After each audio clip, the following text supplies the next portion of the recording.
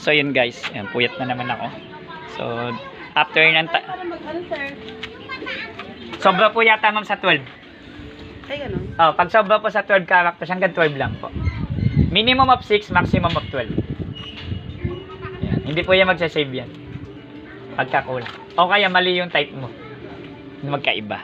Yan. Kasi si ma'am, ang nangyari ay naging connecting lang daw yung bendo niya. So, sa amin, as technician, think baka corrupted lang memory card or hindi nagamit yung USB to lang, parang gano'n, or even sa antena. Pero, we find out, okay, given corrupted naman. So, dude ako, kinorrupt to, ginawa siyang bilan, naging corrupt siya. Ang nangyari kasi is tinanggalan siya ng license. So, nabiktima naman siya ng manananggal ng license. So, dapat dito, binubuhusan ng holy water yung mga gumagawa nito. Nagbebenta ng bendo and then tatanggalan ng license. No? So, kawawa naman. So, ako naman, hanggat mariyan, alam naman naging client ko, na hindi agad ako nagbebenta ng license. Basta-basta.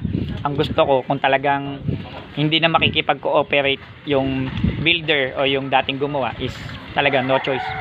Bumili na lang ng bago. So, okay na po siya. Na-transfer ko na rin po yung license. Okay na rin po. And well explained na po lahat ng details ng bendo. Yung maraming salamat. Powered na to ng Easy Wi-Fi. Maraming salamat po. So, okay na to.